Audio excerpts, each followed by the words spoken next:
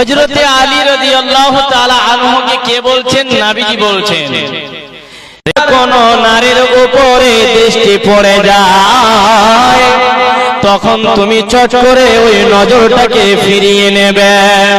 তার কারণ প্রথম দৃষ্টি যদি পড়ে যায়, আচানক যদি কোনো নারীর উপরে দৃষ্টি পড়ে যায়, সে যেন চট করে ঘুরিয়ে নেয়, তাতে কোনো গুনাহ হবে না, হবে না, হবে না। আর যদি সে নিজের মনের ভিতরে খারাপ কথাগুলোকে সোচে, যদি তার দিকে দ্বিতীয়বার তাকায় আর তার দিকে যদি অগ্রসর শয়তানের দৃষ্টি, যখন তুমি প্রথম দৃষ্টিটা ঘুরিয়ে নিলে, যখন তুমি প্রথমবার ঘুরিয়ে নিলে নজরটা, শয়তান তোমার মনের ভিতরে কথাকে ঢুকিয়ে দেয়।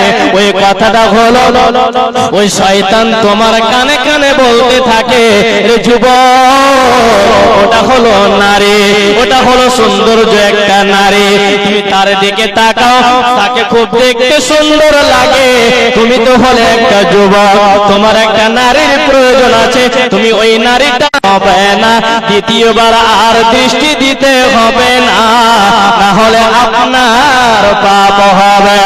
এই জন্য বলি, বাপ আমার, আপনারা থাকবেন বাড়িতে, মায়েরা আমার আপনারা থাকবেন বাড়িতে, তোমরা এমনি